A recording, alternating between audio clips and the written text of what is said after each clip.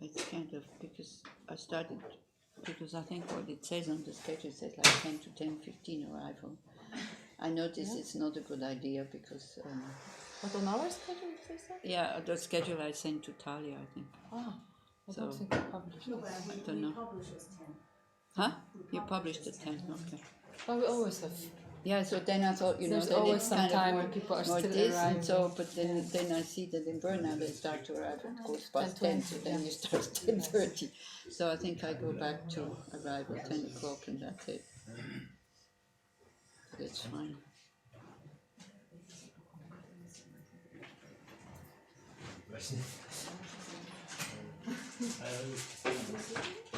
Oh, your phone. Switch your phone. Simone, kannst du bitte den Wasserkabel ausschalten? Das ist aus. Aus, okay, ist gut. Merci.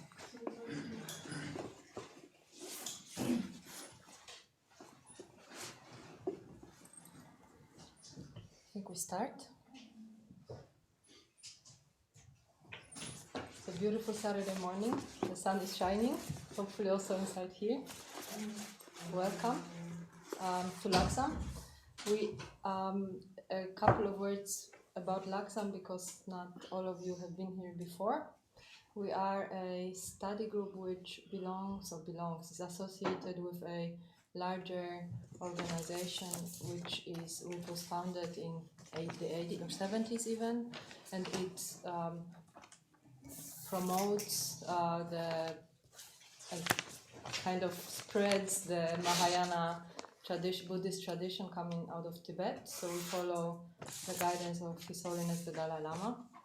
But we are fairly an informal small group of friends, started very much grassroots movement. We started about 4 years ago. We wanted to study. My husband and I, Jeff, wanted to study, started the first course, and it took us like 2 years to complete because we didn't really have the drive. So then we started inviting more and more people, and this is how it really started. We just got this location about a year and a half ago, so we haven't been here completely settled yet. We're still working on it. And we do weekly guided meditations, we do a weekly study program, so we meet fairly regularly, and then we do special events where we invite special people like Ani Losang here to come and give us guidance on specific topics or courses, and those are typically weekend events, sometimes also evening events, and one of them is today. Ani Losang is an old friend. Before the group even started, she was our first advisor, and her first words were, if you want to do something like this, you need a lot of patience, you need to have a long breath, because it's going to be very, very difficult and challenging and things like that. So thank you for this precious advice. We've been going now for 4 years, so we're still here. Yeah, it's good. Yes. Did you think it was true, or? It was true, yes. But it wasn't as challenging. It wasn't as challenging as you say. Well, I think it's always better to prepare people that it's difficult. Then they go, oh no, actually it's not so difficult. Then when you say, oh yeah, a piece of cake, people will come, this and that. Yes. And then they go, oh, this is really difficult. Yes. So it's all relative, isn't it? I am Nina, and there are a few people here, Talia, Simone, Christine, Adrian, Cyril, who are more settled in the group. So you can always ask questions if you don't understand something, or talk to them about whatever you like, life, Buddhism, study group topics, whatever. There are 2 toilets, one is here behind you and one is upstairs. Food, tea, coffee in the coffee corner, everything for you to use as it was your own kitchen. And please remember that we have the virus threat now, so try to keep a little bit of distance, wash your hands as much as you can. If you can, try open the door with your elbow rather than your hands. Supposedly it's good to do, and try to not touch your face too much. That's all I have to say. Generally, not just here, but generally, it's good advice. We fund this entire place with donations only, so we don't sell tickets, we don't sell much. There's some things in the shop. If you like them, feel free to buy them. If you would like to help us pay rent and whatever, then please make a donation. It's really highly appreciated because it keeps us going, basically. Otherwise, we'll be bankrupt long time ago because we don't have any other source of funding. There is a box outside and there is a jar upstairs for donations. There's also a twin sticker on the door if you like to use the more progressive way, and also there is a button on the website for donation with what's it called? PayPal. Yes. I'm not that progressive, clearly. And welcome. We hope you guys feel comfortable. I mean, we from the start tried to make the place as much of a calm and happy oasis in the busy city as only possible, and I hope you kind of get the vibes a little bit and get to spend a nice relaxing day even though we are talking about death. All right, enjoy. Do you have any questions maybe before we start, or is there anything that I didn't mention that is nagging you? Then enjoy. That's it. Okay, so basically this day that we do today is kind of a follow-up from the last weekend I was here. I mean, not the last weekend, but about a month ago. So I hope you read it, and I hope you know it's it's like reflections on preparing for death. Okay, so in case you didn't know and you think that, oh my gosh, no, thank you very much. Then feel free to, the door is open. No, it's locked already. We don't lock you in. Run away from the balcony. Or any other time, this is going to be too much because it's not teaching. It's like these reflections that we're going to do, it's not a prerequisite that you need to have done the previous weekend because it's, it's not complicated things. It's difficult for us to live as if we really have integrated them in our lives. That's the difficulty. The understanding of it, that death is certain, time of death is uncertain, and then what will not help at the time of death is easy to understand. But we don't live like this. This is the problem. You see, we have a lot of good ideas in the head. But then when it comes down to behavior, we behave as if they're not there. Because our habits of kind of going the other way, or our habits also to maybe wanting to ignore the things that we find kind of unhelpful or unpleasant, are very, very deep. And especially the habit of me first is very, very strong. So then we want to be compassionate, we want to be altruistic, we want to be, being able to reach out to others, even though we can't touch them at the moment, but like really be there for them as if we are one family, let's say. But then still, when things get tight, it's like, we can feel somebody is coughing very badly in the train, and you're happy that you're not sitting in that compartment, kind of things. So it's not that you shouldn't be happy that you're not sitting next to this person, but it's good to notice, it's good to notice all the fears we have and all the things that we want to protect ourselves, and but we can't really, and then we lose the connection with the others. So I think also what is really important in this whole spiritual practice, that we start to see how we do behave, and it's neither helpful for us nor for others, and that the way we behave instinctively is not actually based on reality.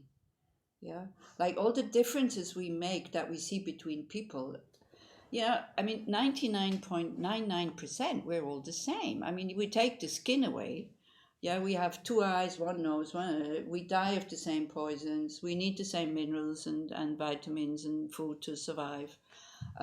We all want to be happy. Nobody wants to be sad. Nobody wants to suffer. Very few people want to die, but also they only want to die because they don't find happiness in their life. But if there's happiness in your life and if you're healthy, nobody wants to die. So this we all have like the same. But then we concentrate on these differences like color, skin, male, female. And it's maybe 0.1% that we're really different. just try to find something that you are the only one that has that. Yeah, that you. Yeah, but everybody has fingerprints. This is the thing. Yeah, you have your fingerprint. That's okay. Do you feel your fingerprints? Do you feel your ego? No? Yeah. You see, this is the thing. Yeah, fingerprints, DNA, okay. But this is about, about the only thing. But again, everybody has fingerprints. Except for, I have a friend, she's a violinist. She doesn't have fingerprints anymore. It's all flat. When she went to make her a passport, they couldn't detect anything. Huh? Really? Wow. Yeah. There you go. So like this. So anyway, so this is what we're trying to do, to feel this connection with others, not to feel so isolated and not to feel alone, even though we have to, when we die, we have to go alone, but still to see that this is a reality of life. Yeah? Like, for example, also when we're not well, you see, we feel like one individuum on this planet. We feel totally separated. But it's so unrealistic. I mean, then we feel very big. Yeah, when we feel bad, then the ego and I is very, very big. But if you look at reality, if you look at me or you, each one, in the universe, I mean, we're such tiny, tiny, tiny, tiny particles. And we make such a big fuss about ourselves. Once you start to realize that, actually your heart opens, and it's not that you feel, oh yeah, I'm nothing, but you get much more space. Because we do take ourselves too seriously, and this is why we suffer. Yeah. So I'm not sure if this is skillful and helpful to say in a group like this, because some of you I don't know. So there are people who don't take themselves seriously, but then it's in a sick way that they neglect themselves. So that's not what I mean, okay? So if you have a kind of an attitude of, I'm no good and everything I do is no good and blah, blah, blah, blah. That's not what I mean with this, I'm nobody. If you can say I'm nobody and you're happy about this, then that would be a good way, yeah. Actually, that was the first Buddhist book I read by Ayakima, which was Being Nobody, Going Nowhere. And once we realize that, then we feel that we are just a part of what we call the universe. This is from Einstein. I don't know if you know the quote. I mean, it's such a helpful quote where it says, a human being is a part of a whole that we call the universe. But because of some kind of mental, optical or mental delusion, we see ourselves as separate. This we call ourselves individuums, which is also crazy because individuum means not being able to divide it. But we're all made up of parts. One can, even we're just like body and mind. So we're not an individuum. So, but we believe it. The ego feels one, solid, strong. And that feeling is kind of based on thinking, I, me, and then that creates the separation. And so he says, because of that optical delusion, then we start to behave as if we are one, and we are very attracted to those that we like, and the others we neglect. So the task is to kind of see through this delusion and to feel connected with the world. And the moment you feel connected, even if it's just one other person, you feel much better. Yeah. So this is basically the point. Okay, so about what we'll do at the beginning. Now see, I messed up the schedule again. So anyway, so it's a day of reflection on death and dying. Some of you have been here for the last weekend. For those, so I will do as I had planned it and not talk too much for those who have made the effort or were here like the weekend before. So kind of, because otherwise it's not really fair. So the reflections will be, first is like just what, connecting with our own mind. What is the mind? The continuity of the mind. The next one will be, we meditate on precious human rebirth. So again, maybe explanation. In Buddhism, one looks at certain things on certain times. It's not that all of this separate is the perfect medicine. Okay? You need to know when to apply it. Because otherwise it's like, you have a cupboard full of medicines and you feel that something wrong in your body, and you just open the cupboard and say, oh, okay, I'll take this one. But you might have diarrhea and it's a medicine for constipation, who knows? So then, yeah. And this whole thing about precious human rebirth for the Western mind, which we all suffer from guilt syndrome because we're such perfectionists, that's not good enough and I don't do enough with this precious human life. So instead of creating joy, it creates guilt, which is not what it's supposed to do. Yeah. Okay, so that I will mention that again. So we meditate on that. Meditation means we make our minds familiar with this. Like we see our instinctive behavior that we have is like we hatch on every little problem, and we don't really, the joy that we have of just being alive and having all these freedoms that we have, especially in Switzerland, it has become blasé. And then when this little virus that we can't even see with our own eyes, it's so funny now because that sentence I always use in the death meditation, that a little virus that you can't even see with your own eyes can enter your body and destroy your life. It's one of my kind of standard sentences when we do the reflection, and now it's reality. Before it was always, now it has become, as I'm saying, you're on the train, somebody coughs, you go like, ooh. They say, oh, wash your hands, don't touch this. Now this morning was on the newspaper also, you have to wash your handy and and your telephone and this and that, and it's like, where are we going?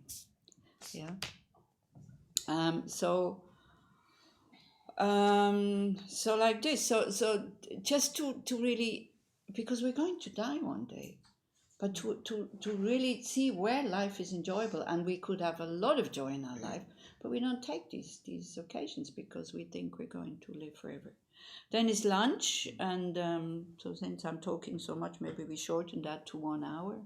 I think it's okay, And then we go into the death meditations. Okay, like death is certain, time of death is uncertain, what will help at the time of death. Then we'll do the death absorptions. Kind of this, for me, in Tibetan Buddhism is the thing that is very, very valuable, because it's the only place I saw it. Whereas now people start to describe that sometimes when they have like near-death experiences. So that can be very helpful when you are with somebody who is dying, or when you are dying yourself. So that instead of freaking out that the whole reality is changing, you can go, this is what they say, let's see what comes next, or something like that, because it is important. It would be good, I don't want to put pressure on you, it is important that you die peacefully. It would be good to die peacefully. Yeah. And then the last one, we'll do some Tonglen, which is always good to do. But to start, because we have pictures of Lama Yeshe and Lama Zopa, So the masters, or the Tibetan lamas that are taking care of this center and center in Bern also, and many other centers around the world, is Lama Zopa and Lama Yeshe, and of course His Holiness the Dalai Lama, which is the head. So Lama Zopa, when it's times like this where there seems to be a problem, he sends out advice for his students to do something. Okay. Sometimes it's really strange, and sometimes it sounds as if it's a little bit backwards. I'm sorry, kind of superstition. Okay, I recite this prayer, and then I'm protected from this, and then I can lick my telephone and lick this to see if it works. It's not like this. Okay, so but somehow, because when these things happen, what I think is we feel so helpless and so useless. And it's just a placebo for the human mind to do something, not to feel, because immune system, when you feel helpless and useless, is totally open. Yeah, when you feel like, okay, I've done whatever I can do, it strengthens also the immune system. So I think it's somehow because of that. But this is just me, Swiss person, absolutely not superstition, and superstition having a little bit of a problem with these things, but I do them, because what else can I do? There's nothing. Me as an individual, me as a one person. Yeah. What else can I do? So over the times, I've been ordained now almost 30 years. So over the times, because whenever it comes, I feel when we do this in the group, it really produces a very special energy.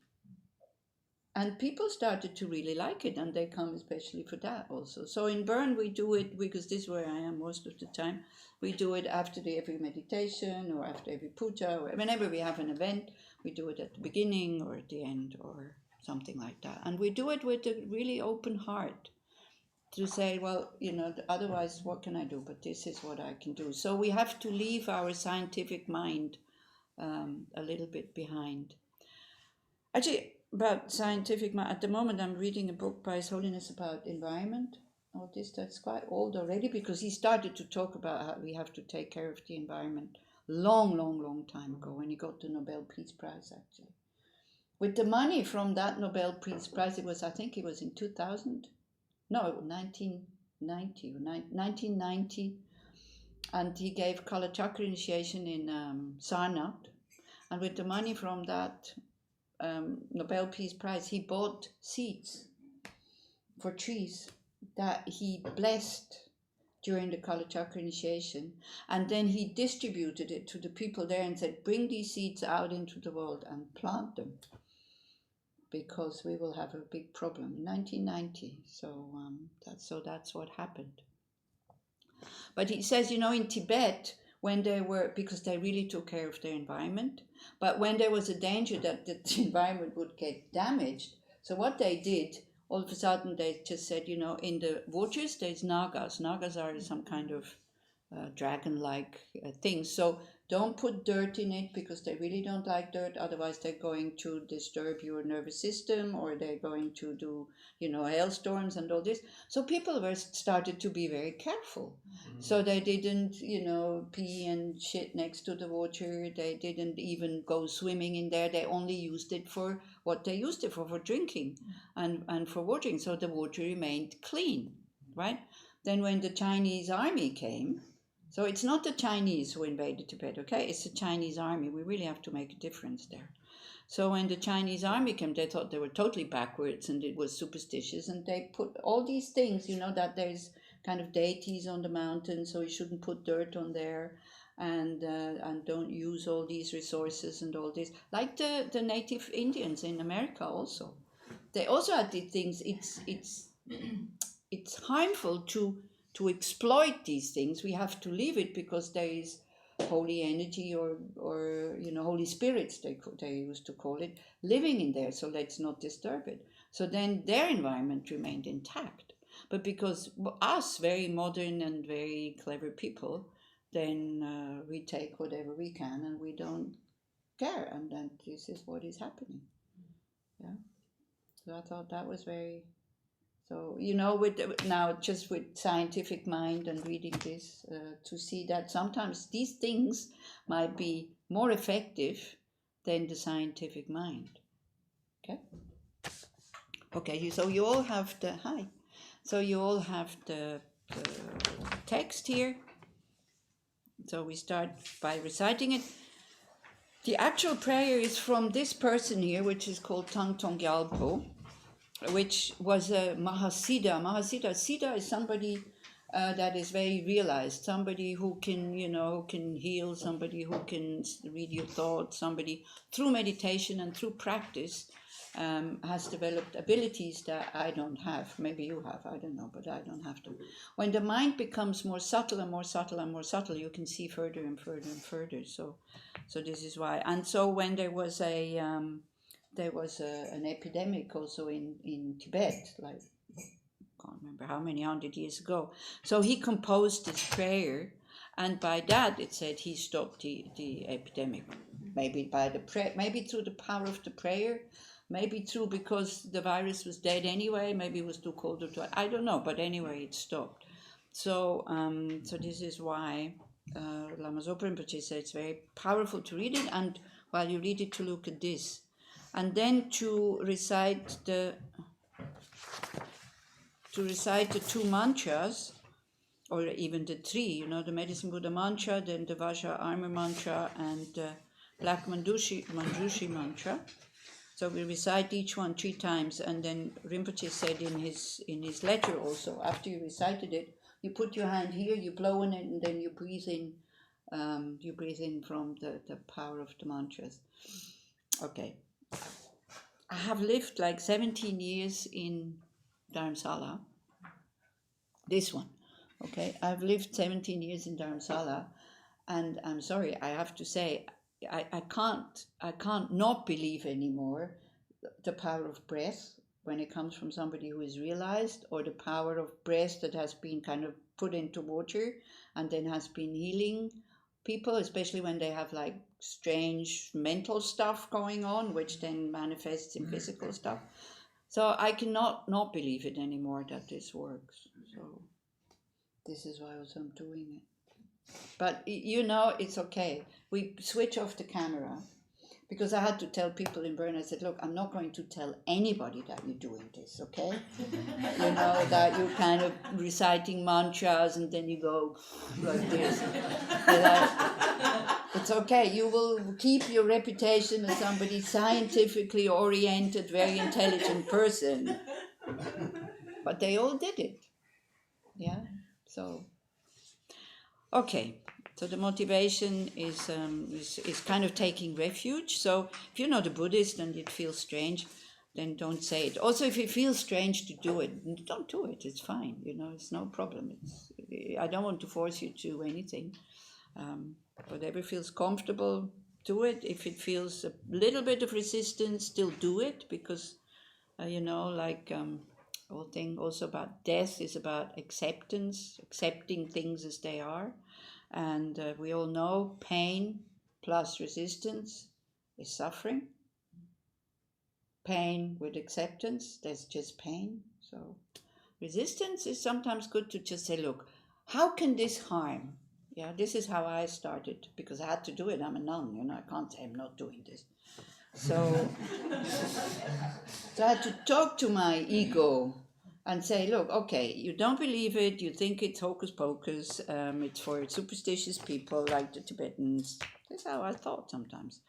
And, but since I had to do it, and then there was a lot of resistance, so then I suffered. On top of it, I don't like to do it, I resist, I suffer double. So then I started to ask myself, in what way can it harm? And then I didn't come up with anything. So then it was less resistance. And then I saw all these things happening with, these realized lamas when somebody was sick or somebody was going really badly mentally, and how they just blew on them, or it made, boils explode and all these kind of things. So, yeah. But don't believe me, you have to see this yourself. Yeah. Okay. All sentient beings equal to space go for refuge to the precious Guru Buddha. We go for refuge to the Buddha, the Dharma and the Sangha. We go for refuge to the assembly of gurus, meditational deities and dakinis. We go for refuge to the empty clarity of our own minds, the Dharmakaya. We do this 3 times. All sentient beings equal to space go for refuge to the precious Guru Buddha. We go for refuge to the Buddha, the Dharma and the Sangha.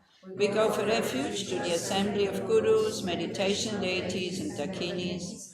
We go for refuge to the empty clarity of our own minds, the Dharmakaya. All sentient beings equal to space go for refuge to the precious Guru Buddha.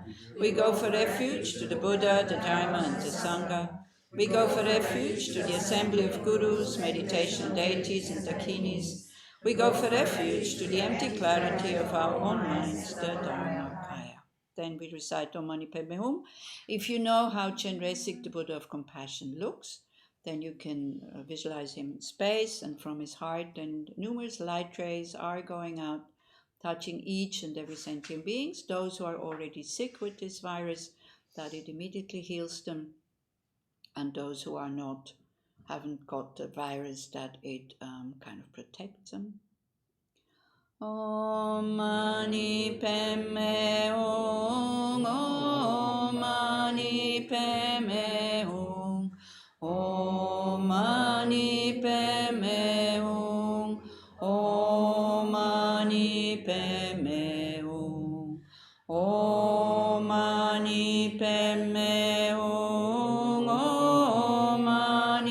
Padme Hum.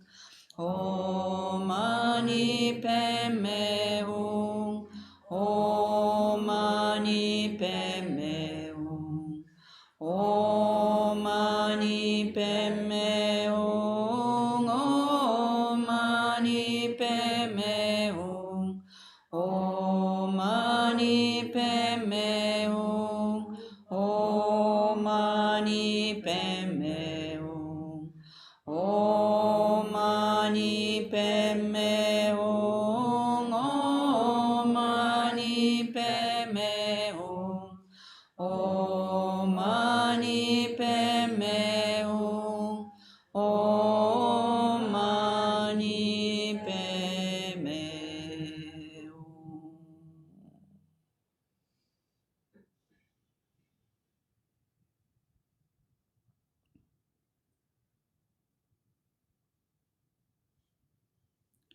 And then we recite the actual prayer. May all the diseases that sadden the minds of sentient beings, that result from karma and temporary conditions, such as the harms of spirits, illnesses, and the elements, not occur in the realms of the world. May whatever sufferings there are from life-threatening diseases, that like a butcher leading a being to be slaughtered, separate the body from the mind in a mere instant, not occur in the realms of the world. May all embodied beings be unharmed by acute, chronic, and other infectious diseases, the mere sound of whose names terrifies beings, as though they had been placed inside the mouth of Yama, death. May all embodied beings be unharmed by the 80,000 classes of harmful interferers, the 360 evil spirits that harm suddenly, the 424 diseases, and so forth. May whatever sufferings there are due to disturbances of the four elements, depriving the body and mind of every pleasure, be totally pacified, and may the body and mind have radiance and power, and be endowed with long life, good health, and well-being. By the compassion of the Gurus and the Triple Gem, by the power of the Dakinis, Dharma protectors and guardians, and by the strength of the infallibility of karma and its results, may these many dedications and prayers be fulfilled as soon as they are made. Then Medicine Buddhas is like the blue one is the main one, the other ones are on top of him. It's okay if you just visualize the blue one. So again, that from his heart now, these light rays are coming out, protecting and healing the ones who are already sick. And try to do this really with a good heart. Yeah, like we become the link between the sick people and the people who need to be protected and the Medicine Buddha. You know, it's not in our power to heal anybody, but by visualizing the Buddha, by reciting the mantra, we activate that benevolent energy, that compassionate and very wise energy of all these Buddhas, and so they can interfere in some ways. A Buddha is not omnipotent, but a Buddha has definitely more qualities and capabilities than a normal human being. So when we just trust that, and with a very good heart, wanting to help in some ways, the people, to protect the people who are sick, so then we kind of call the Medicine Buddha and recite his mantra and visualize these light rays going out. Tayata Om Bekanze Bekanze Maha Bekanze Bekanze Raja Samugate So Tayata Om Bekanze Bekanze Maha Bekanze Bekanze Raja Samugate So Tayata Om Bekanze Bekanze Maha Bekanze Bekanze Raja Samugate So Tayata Om Bekanze Bekanze Maha Bekanze Bekanze Raja Samugate So Tayata Om Bekanze Bekanze Mahabekanze Bekanze Raja Samugate So Atayata Om Bekanze Bekanze Mahabekanze Bekanze Raja Samugate So. You, the destroyer, the qualified one, gone beyond medicine Buddha, and the four medicinal goddesses, please help me to avoid experiences the various diseases and to pacify immediately those that I'm already experiencing. Then the Vajra armor mantra. Vajra armor is also a very powerful and very wrathful deity. Om Padma Shavari Pe Nampa Shig Naganan Tayata Sarvavirita Hana Hana Vajrena Raksha Raksha Soha. Om Padma Shavari Pe Nampa Shig Dayata Sarvavirita Hana Hana Vajrena Sharaksha Soha. Om Padma Shavari Pe Nampa Shig Naganan Dayata Sarvavirita Hana Hana Vajrena Raksha Raksha Soha. Then the one at the back, or the black manjushri, before we blow. Om tras, chus, turtas, turmis, ningolach, kalacha, kamsham, trampe, pesoha. Om tras, chus, turtas, turmis, ningolach, kalacha, kamsham, trampe, pesoha. Om tras, chus, turtas, turmis, ningolach, kalacha, kamsham, trampe, pesoha.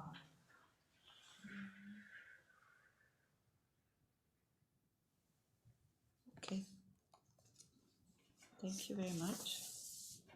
So as we all know, or if you know karma, then whenever we sit down to do something with a good heart, then it purifies our own, imprints that have not ripened yet. So then at least it does that. So, and I think when the Dalai Lama talks about universal responsibility, this is also our responsibility to purify our negative karma that we have already created, because we all have the karma to live in that world that we have now. And, by just living the way we live with all the comfort and all this, we don't even have to go into past lives, why the world is the way it is at the moment, because it does come, because we just take whatever is there. And I see with myself, it needs a lot of awareness, because, for example, I stopped kind of buying cut flowers, even for the altar. Yeah, but then it's like, because where they come from, even they only come from Holland, but the thing is heated because they're not growing outside. And all these kind of little things that we just, okay, it comes from Holland, it's not so far away, but I didn't look that much further, actually. So there's just one example, but I'm not telling you shouldn't buy those flowers. Yeah, it's just that whatever we take and whatever we consume, it's really good to check, and without any footprint, it's not possible.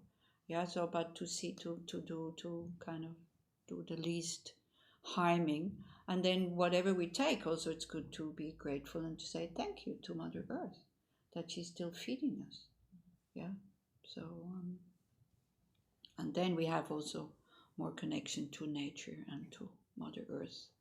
And then what is very difficult is not to get angry at the people who I'm going to say it, who don't give a damn and who just behave like this. And I do a lot of workshops with kids, and I see that kids are very disturbed when they see grown-ups to just, throw things in the water or let things lie around. So whenever you see something that can be picked up, even you didn't throw it, instead of getting angry or very righteous, look at me, I'm picking up the trash of other people, just pick it up. Big deal. There's people who kind of do that their whole life.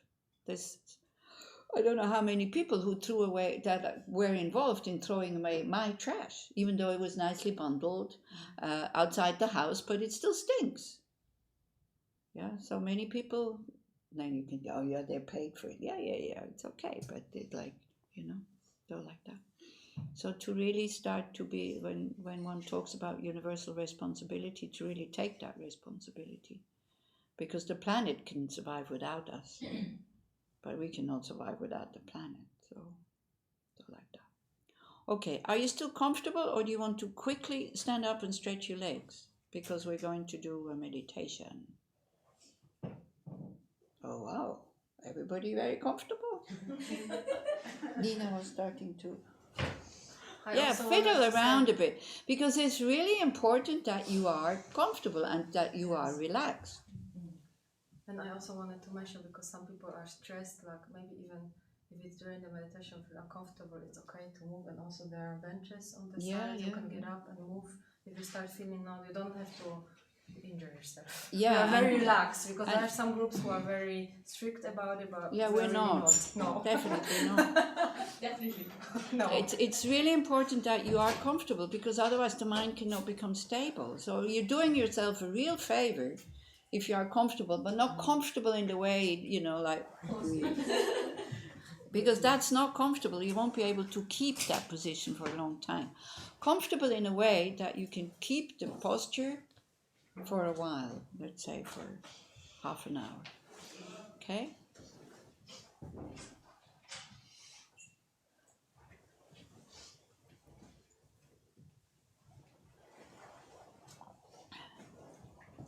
Oh, and in between the breaks, because we have one meditation, then we have 15 minutes break, and then we do the other meditation, I would suggest that you spend these breaks in silence. Lunch, I think, is okay. Lunch we can talk. And try to talk about maybe experiences that we had with death, dying people, you know, to share again. Or whatever. I mean, I don't want to be your mother and your... It's like to talk meaningful things.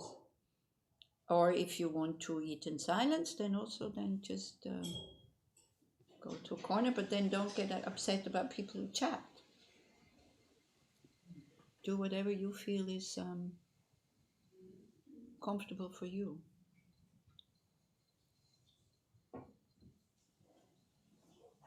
So we have 2 meditations this morning, and then 1, 2, 3, 4 this afternoon. Wow.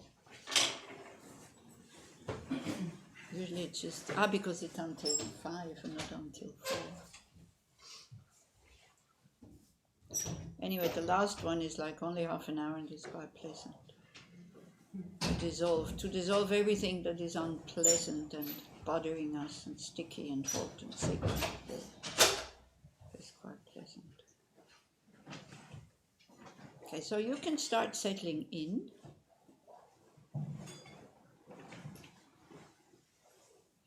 With the telephones, it's good if you can maybe switch them off, because you'll get a shot in your heart if it rings during the meditation. If it's your telephone, you might get angry if it's somebody else's telephone. Never forget, it could be your telephone, because I'm sure you also forget to switch it off sometimes, especially me. So it's very unpleasant if your phone rings in a meditation, I tell you. Start settling in, then we wait for one more person. Again, good thing. I said we wait for one more person. Try to see what you do when you're waiting. Are you relaxed? Are you stressed? Does waiting have a certain quality of mind that is not so pleasant? Or do you enjoy your waiting time? Because that is the time we should enjoy, because there's nothing to do. But then we get all tense. So try to look inside. Close your eyes, connect with your body. Because all the emotions, you can feel them in your body. So before I just said, let's wait for one more person, and then how do we feel when we wait?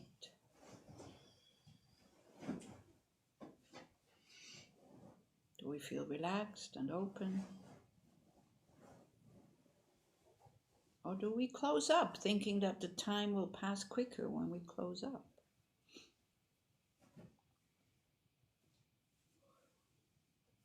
Because being able to wait might be to be able to wait with an open heart and open mind might be very helpful at the time of death. or as we are getting older and sick and cannot do things anymore.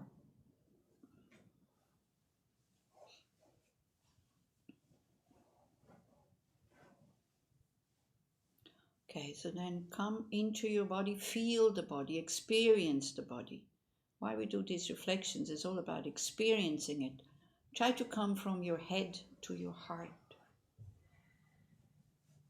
And again, try to see what that does. Does it change something in the body feeling when I say that?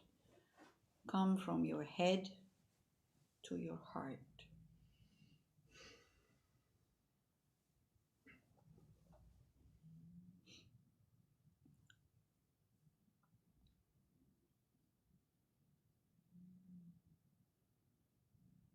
And try to create some space there. By every out breath, you open up. Every in breath, you feel, you experience, you experience your body feelings, your body experiences. How does it feel in there? The middle of your chest. Is it cozy, soft, open? And everything is okay, okay? We just look. We're not pushing anything away. But we experience.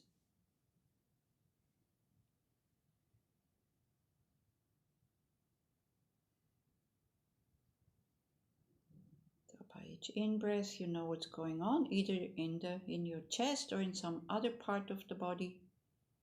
See whether you're relaxed or whether you're open or closed. And when you breathe out, you give it space. You become bigger. It's a very good way to relax the body, so then also the mind can start to settle down.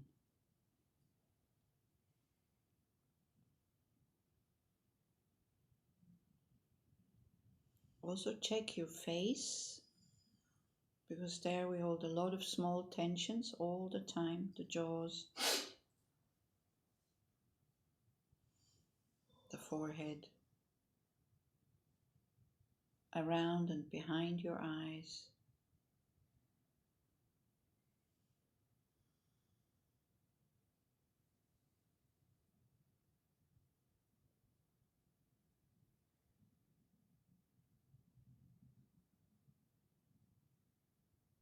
Experience the body sitting on the cushion or on a bench or on a chair.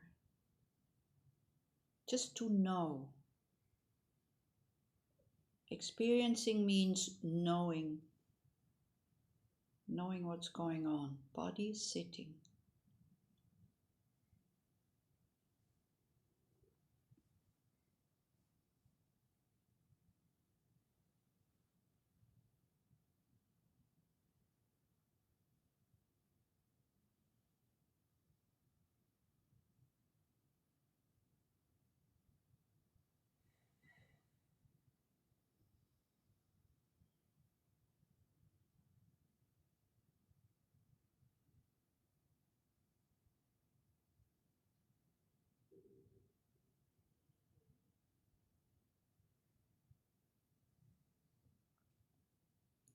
If you start to get lost in thoughts, come back to the body feeling. The body is always in the present. But when mind and body are not together, we're not in reality. We're kind of living in a virtual world. And most of the time we're lost in thought.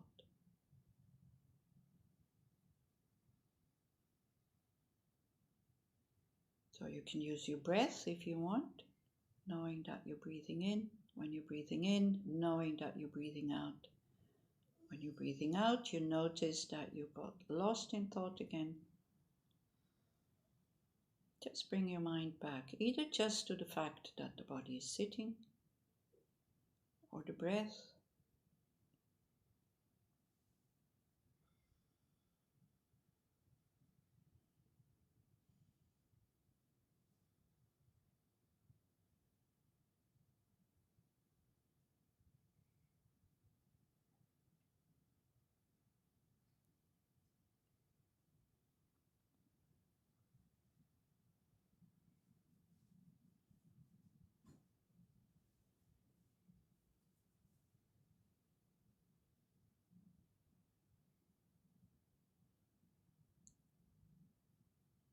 If you're tense, let go of the wish that you should be relaxed.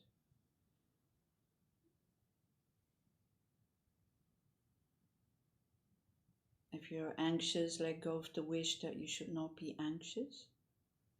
Just let things happen as they want to happen. But know them, experience them. Don't be afraid of them.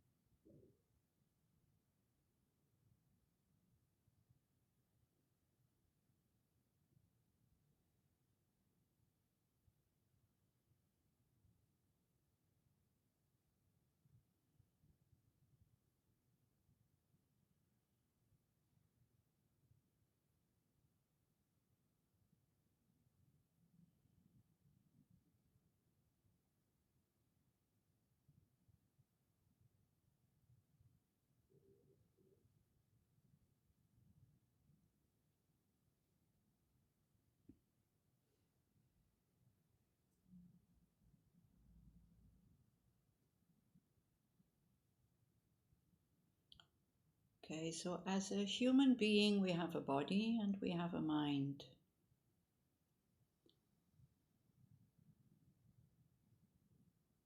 So most of the time we're actually occupied with the body.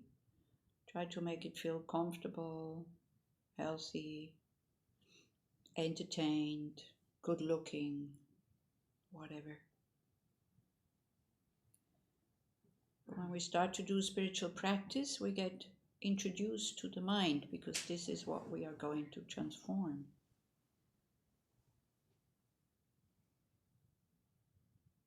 So just ask yourself now, at the beginning here of this introduction to the mind, what do I think is the mind? What are my ideas about what mind is? For those who have studied the module, try not to do theoretical things, but again, experience the mind.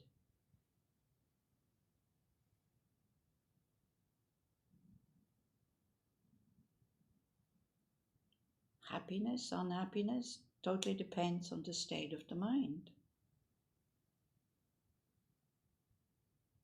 How much do I know my mind?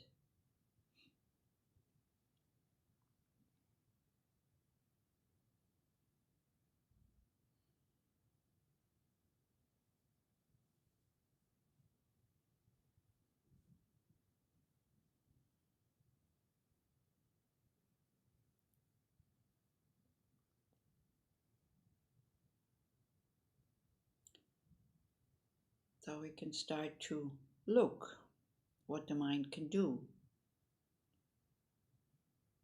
So we have what is called the six sense consciousnesses. The six consciousnesses. 5 of them are sense consciousness. 1 is mental consciousness. For example, you can hear my voice. So it's the ear consciousness recognizing sound. Picking it up, understanding that it's sound.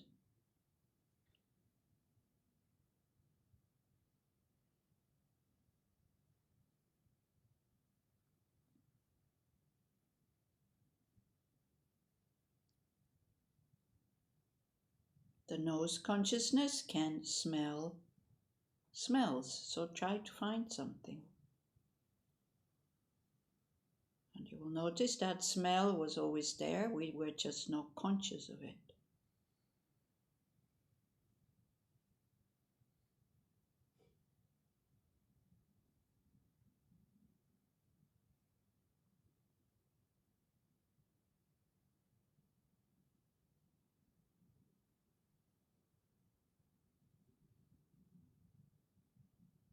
Then try to find a taste, that's the tongue consciousness.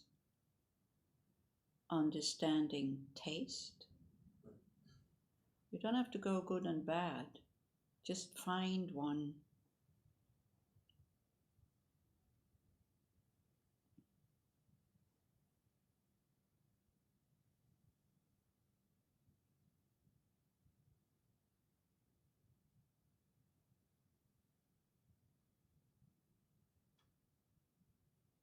And the body consciousness understands touch, soft, hard, smooth, rough, cold, hot.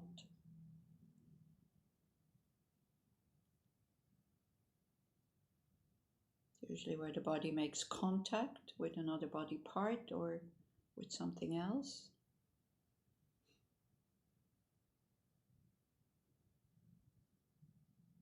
It could be something as subtle as the touch of your t-shirt or your bum sitting on the cushion or on the chair.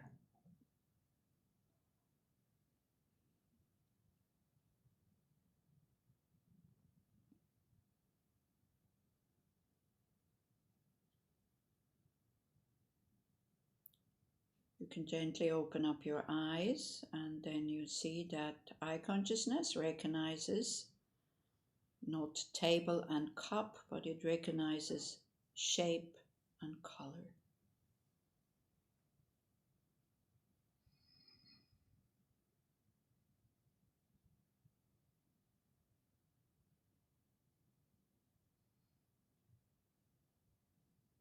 And then we notice that when these things are being recognized, it's the mental conceptual consciousness that jumps in and gives it a label,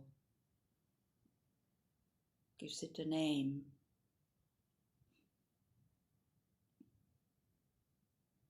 So we don't have direct access to our mental consciousness. It all goes through thoughts, concepts, which they distort.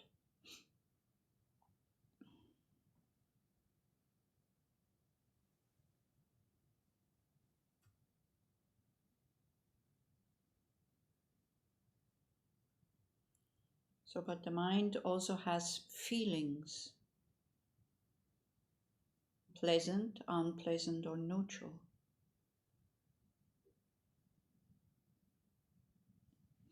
This is what the mind does by itself. It's a mental factor of feelings.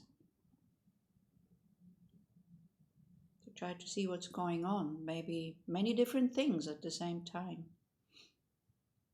A little twitch, a little pain, but it's the right temperature, so that's pleasant.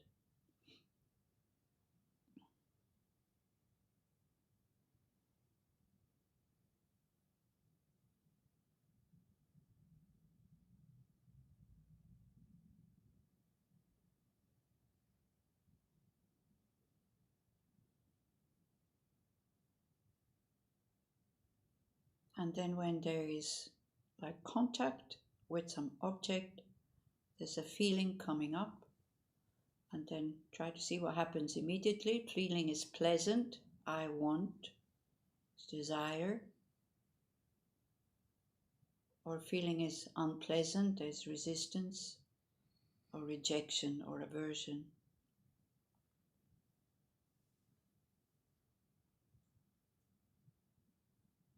In Western terms, this would be called emotions. In Buddhist terms, it's just mental factors, so each one has a function.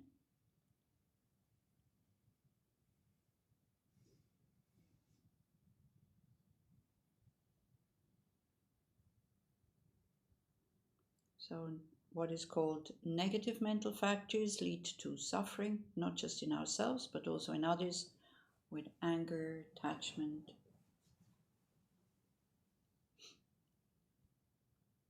hate, and so on. Positive ones lead to happiness, like love, compassion, feeling connected, consideration, respect, and so forth.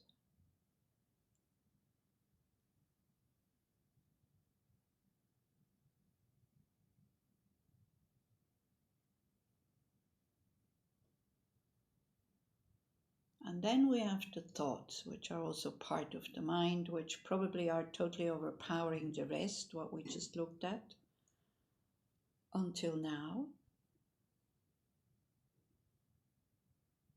And try to see whenever you are conscious of your thoughts, that thought stops. So immediately another one coming up. Seems that our mind is constantly commenting on what's going on. has lots of opinions. Try to see that process.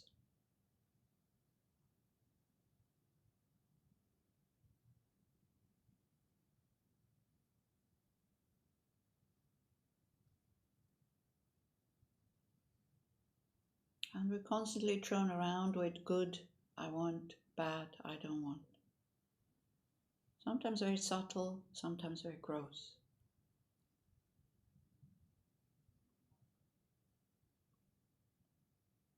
And it's always a short-term judging. Whatever feels pleasant seems to be good. Whatever is unpleasant seems to be bad. Impulsive, habitual reaction, creating a lot of tensions.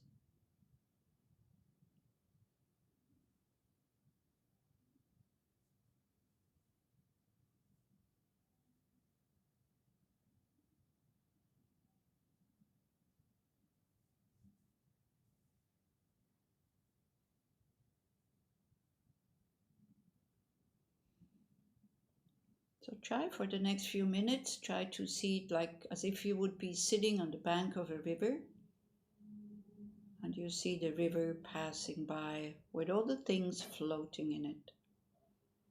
By watching your consciousness or your mind stream, as it is called. You'll see it's very difficult to do. And you'll see that a lot is happening. It's not a gently flowing river, it seems like a waterfall almost.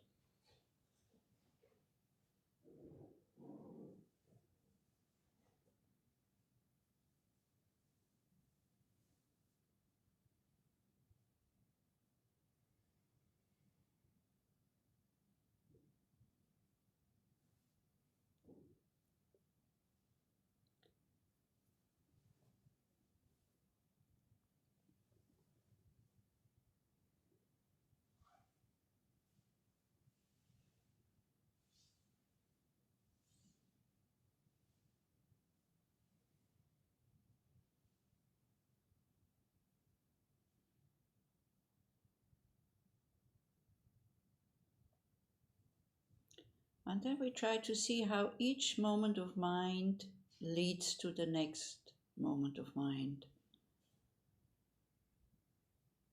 That there is no gap between. That even though, like one moment of mind now, 50 moments of mind later, it seems to be totally different content, but we can trace it back. Why the content now is the way it is.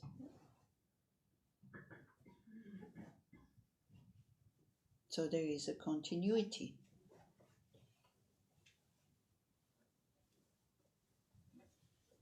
Each moment of mind now is totally depending on the moment before.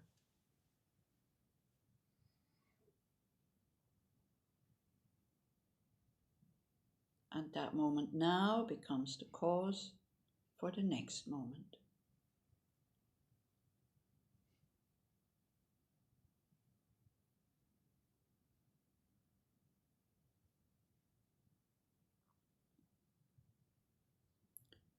So in Buddhism it is said that the mind has no beginning, so there was no real first moment. And the mind will also have no end because it's not matter. But it can be transformed.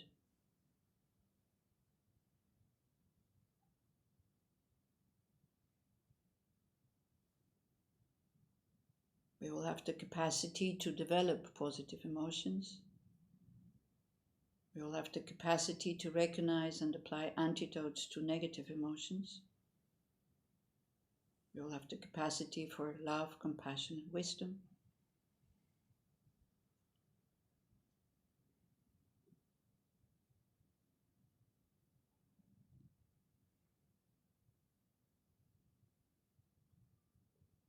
And all of this is the same mind stream. each moment connected to each other, but also at the same time constantly changing. So even though everything belongs to the same mind stream, the moments are different. Same as with the river. The river is the same continuity, but it's never exactly the same as before.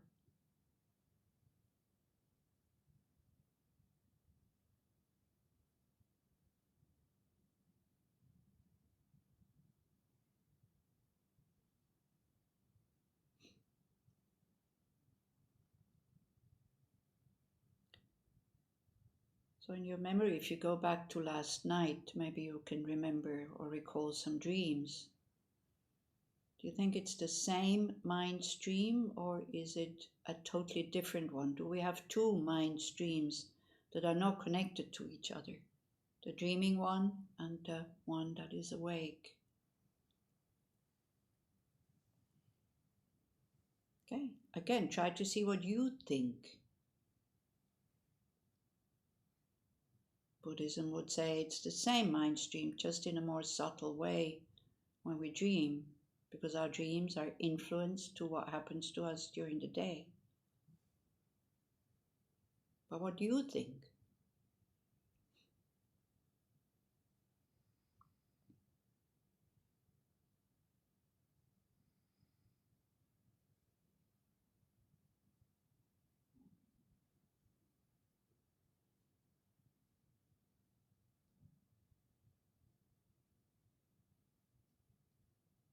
Then go back to your childhood.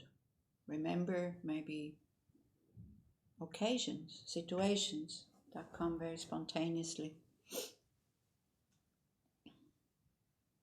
What do you think? Was it a different mind stream, or was it the same mind stream?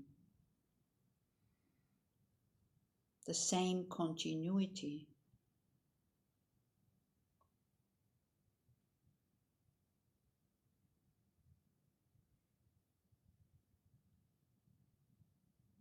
I mean, our body looks totally different from when we were children. Still, it is the same continuity.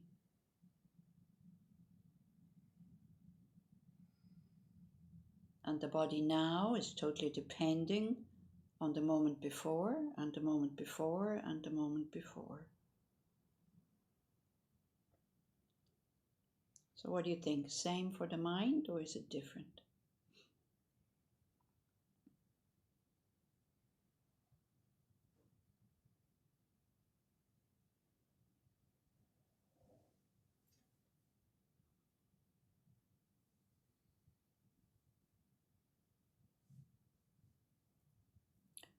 So the cause for the body, we can see it's the coming together of a sperm and an egg.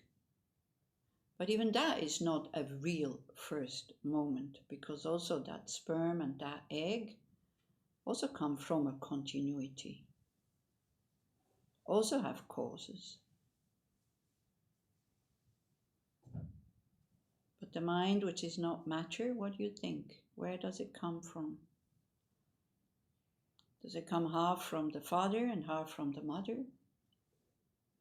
Does it come from somewhere else? Buddhism would say from a previous life, from a previous rebirth.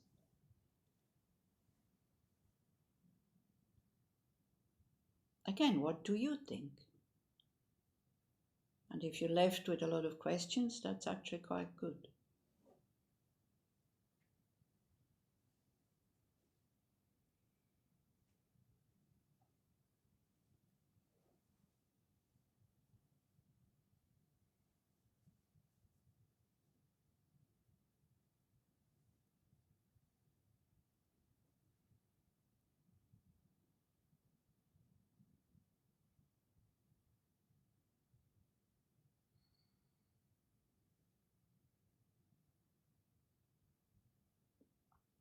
Okay, then come back into the present. Again, experience what is happening in the mind, what the mind is doing, hearing,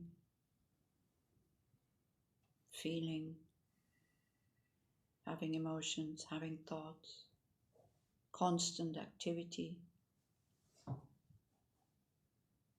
That's its function. Don't worry. You don't have to totally become bland when you meditate.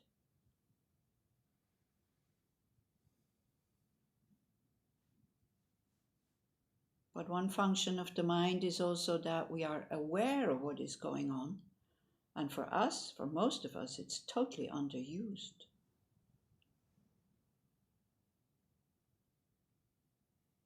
Because we're lost in thought. We're in the head and not in the heart.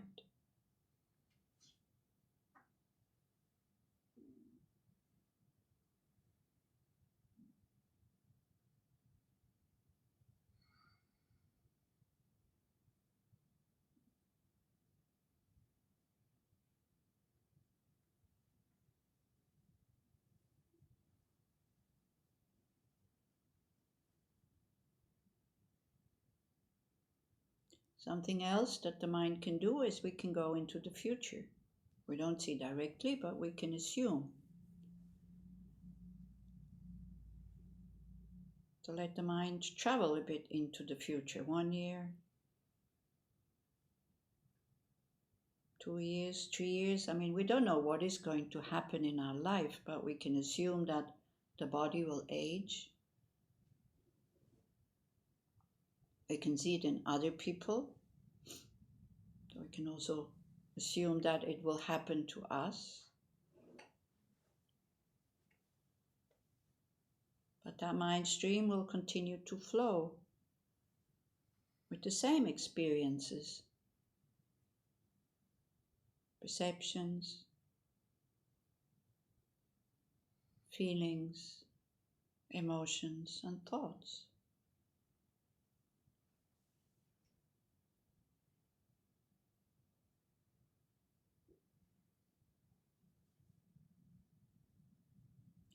As long as we are alive, that mind and that body are always with us.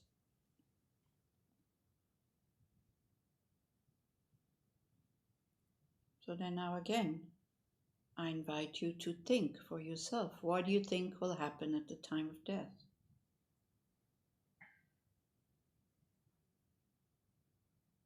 Will that mind stream just stop, disappear, like a candle that is being blown out? Flames gone?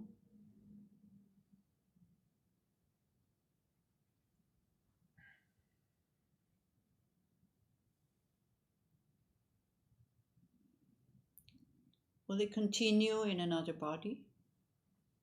Will it find another body? Since we are used to have a body, this is what causes rebirth, because we want to have a body, we look for a body, and we enter again, sperm and egg, again, that's what Buddhism would say.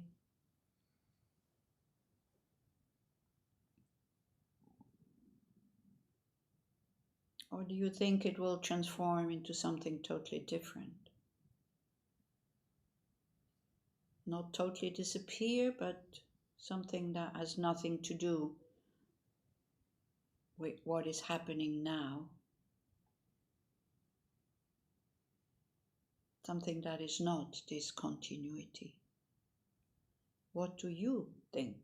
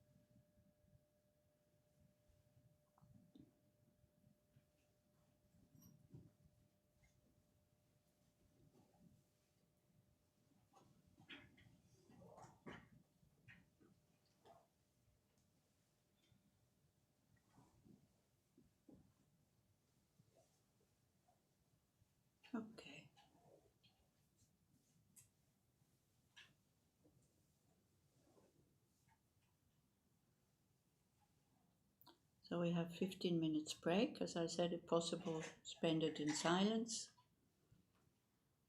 You can go upstairs, make yourself a cup of tea, go to the toilet.